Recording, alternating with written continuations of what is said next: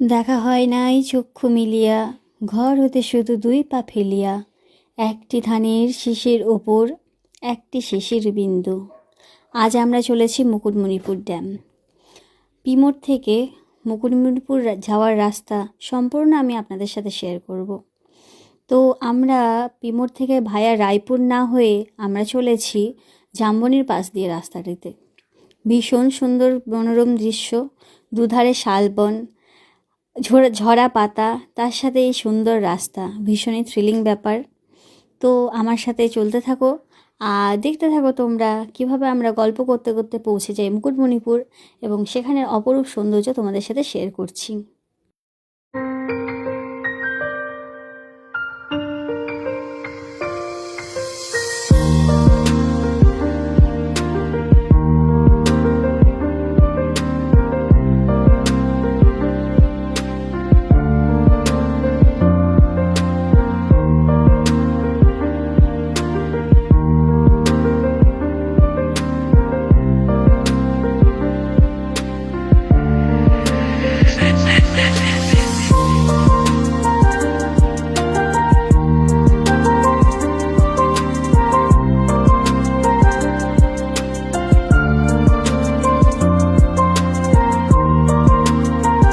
গ্রামের এই রাস্তা ধরে কিছুটা কি মানে ধরুন ওই আধা ঘন্টা মতো যাওয়ার পরেই আমরা পৌঁছে যাব সিমলাপাল, পাখুরিয়া বা পুকুরিয়া খাতড়া রোড। এই রোডটা ধরেছি, এই রোডটাও ভীষণই সুন্দর, দুধারে শাল জঙ্গল, তার সাথে বন, তার সাথে আকাশমণি গাছে ঘেরা রাস্তা, তার সাথে কিছুটা মাঠ এবং কিছুটা পাহাড়ি রাস্তার মধ্যে দিয়ে আমরা চলেছি। এখানে রাস্তাঘাট দেখে মানে এই যে গ্রামের মধ্যে দিয়েও যখন আসছিলাম দেখেই তোমরা বুঝতে পারবে যে এখানে রাস্তাঘাট এতই আঁকাবাঁকা আর এতটাই মানে ঢালু, দেখে বোঝাই যাবে যে পাশ দিয়ে নিশ্চয়ই কোনো নদী বয়ে গেছে। তো আমরা সবাই জানি এখানে পাশে নদী হচ্ছে কাঁসাই নদী মানে কংসাবতী। তো আমার সাথে তোমরা চলতে থাকো আর দেখো আঁকাবাঁকা পথ দিয়ে কেমন আমরা পৌঁছে যাই আমাদের ডেস্টিনেশনে। এই রাস্তা দিয়ে যাওয়ার পথে বলে রাখি, কিছুটা গিয়ে মানে আমরা যখন পিমোর থেকে জামবনির রাস্তা দিয়ে বেঁকে যাচ্ছি, কিছুটা যাওয়ার পরেই আমাদের লেফট হ্যান্ডে বর্দি পাহাড় যাওয়ার রাস্তা পড়বে।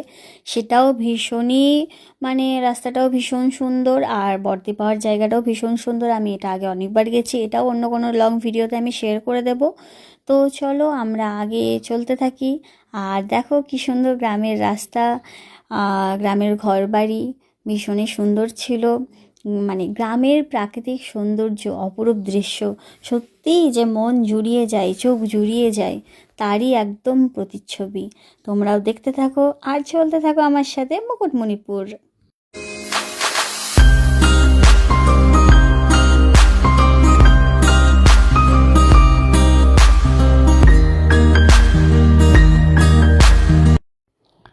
রাস্তাটা অলমোস্ট সিঙ্গেল ওয়ে, তো যাক অনেকক্ষণ পর একটা বাস দেখতে পেলাম। এখানে লোকজন ভীষণই কম, মানে ঘরবাড়ি ভীষণই কম, গ্রাম কিন্তু খুব জোর ওই 5-6টা বা হয়তো 10-12টা নিয়ে এক একটা মানে গ্রাম বা পাড়া।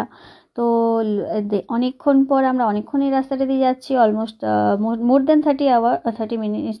তো আমরা এতক্ষণে একটা বাস দেখতে পেলাম, তো বাসটাকে ফেরে অপোজিট সাইড থেকেও জাস্ট আমরা এখনই বাস দেখলাম, তো মানে বুঝতে পারলাম মোটামুটি রাস্তাটা সেফ অ্যান্ড গাড়ি নিয়ে যথেষ্টই যাওয়ার মতো জায়গা রয়েছে, বাস চলাচল করছে এবং মানুষজনও অলমোস্ট সবসময় আমরা রাস্তায় দেখতে পাচ্ছি। আমরা দুপুরবেলায় যাচ্ছি, তো লোকজন রয়েছে, তো এই রাস্তাটা দিয়ে যখন খুশি যাতায়াত করা যেতে পারে, মানে যে কেউ যেতে পারে। আর হ্যাঁ, অবশ্যই একটা ফ্রি সাজেশন যে এই রাস্তাটা দিয়ে কখনোই কিন্তু গুগল ম্যাপ সার্চ করবেন না, কারণ কি গুগল কিন্তু অলিতে গলিতে ঢুকিয়ে দেবে, মাঠে ঘাটেও গিয়ে পৌঁছে বসে থাকবেন। তো অবশ্যই আশেপাশে লোকজন যথেষ্ট রয়েছে, তাদেরকে জিজ্ঞেস করে একটু আসার চেষ্টা করবেন। Do ba do ba do ba do ba do ba do ba do ba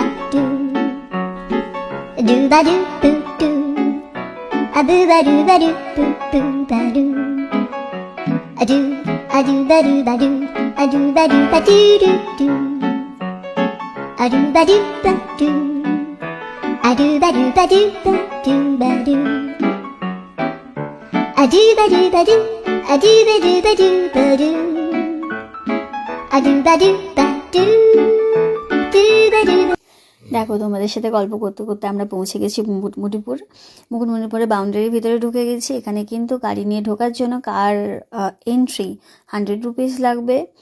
এটা কিন্তু government, I hope so government, মানে তারা তো সেটাই বললো। তো আর একটা কথা বলি, আমি কিন্তু অনেকবার আমি, আপনি, তুমি এরকম বলে ফেলছি, প্লিজ ফরগিভ দিস ওয়ান। তো এটাই হচ্ছে বাউন্ডারি, মানে ওপরেই ওই দেখো ওটা ড্যাম। আর এই যে আমরা যাচ্ছি, তো এখানে আমরা পার্কিং করব। কার পার্কিং একদম রাইটে রয়েছে। কার পার্কিংয়ের জন্য কোনো রকম টাকা লাগছে না, জাস্ট এন্ট্রি 100 রুপিস লাগছে। আর এই যে দেখছো সবাই কার পার্কিং করেছে, এখানেই আমরা পার্ক করব। আর এই যে দেখো, কার পার্ক করার পর আমরা একটা টোটো ভাড়া করেছি। একটা টোটো রিজার্ভ 5 জনের 500 টাকা। কার পার্কিং করে আমরা টোটো করে আমরা ব্রিজের ওপর, মানে ড্যামের ওপর দিয়ে যাচ্ছি। এই ড্যামটি কিন্তু পশ্চিমবঙ্গের দ্বিতীয় বৃহত্তম মাটির বাঁধ, ঠিক আছে? এটা কিন্তু অনেকেই জানে না, ভাবে মুকুটমণিপুর এটার বিশাল কি এমন, কিন্তু এটা কিন্তু পৃথিবীর দ্বিতীয় বৃহত্তম মাটির বাঁধ। তো এটা এই বাস টোটো করে মোটামুটি ধরো 15 মিনিটের মতো রাস্তা রয়েছে। ওই যে দূরে দেখছো ড্যাম, আর এদিকে এই একদিকে রয়েছে ড্যামের জল, আর একদিকে রয়েছে একদম মাটি, পাহাড়ি এলাকা, গাছ, আর গাড়িগুলো পার্কিং রয়েছে। তো দেখো, আমি তোমাদের সাথে গল্প করতে করতে চলেছি। এখানে কিন্তু আমরা টোটো করে যে যাচ্ছি, এটা মুসাফিরানি, মানে এখানে একটা পার্ক রয়েছে। এটা আমরা ফেরার পথে, আমরা লাস্ট থেকে স্টার্ট করব, তাই এটা ফেরার পথে আমরা এন্ট্রি করব। এখানে রয়েছে পরেশনাথ টেম্পল অ্যান্ড অম্বিকা মায়ের মন্দির। আর হ্যাঁ, এখানে টোটো কিন্তু অতটাই যাবে, তারপরে তুমি আলাদা টোটো রিজার্ভ করতে পারো, সেটার জন্য রয়েছে সোনার বাংলা পার্ক আর ডিয়ার পার্ক। সেটা কিন্তু আরও 3 ঘন্টা মতো টাইম লাগবে। তো আমরা আজকে টাইমের অভাবে ওই দিকটা যাইনি, এখান থেকেই আমরা এখানটাই শুধু ঘুরেছি। তো এখানের মানে সত্যি কথা বলতে কি, একদিকে ড্যামের জল, আর একদিকে পাহাড়ি সিনারি, তার ওপর দিয়ে যাওয়া, এই রৌদ্র করোজ্জ্বল আবহাওয়ায় শীতকালে ভীষণই সুন্দর লেগেছে আমাদের। তো আমি মানে বাই হোয়াট এলসে, তোমরা কিন্তু মানে আসতে পারো, অবশ্যই ভিজিট করতে পারো, সত্যিই খুব সুন্দর জায়গা এটা। এদিকে পরেশনাথ নৌকাবিহার রয়েছে, তো এটা অবশ্যই বোটিং করতে পারো। তো আমি বোটিংয়ে যাই, অবশ্যই পুজো দিও। এরপর আমরা এখান থেকে একদিকে আমরা উঠলাম, আরেকদিকে সিঁড়ি দিয়ে আমরা এটা নিচে নামবো। এরপরে আমরা চলে যাব অম্বিকা মায়ের মন্দিরটা আমি স্কিপ করে গেলাম বোধহয়, ওটাও আমি দেখিয়ে দিচ্ছি।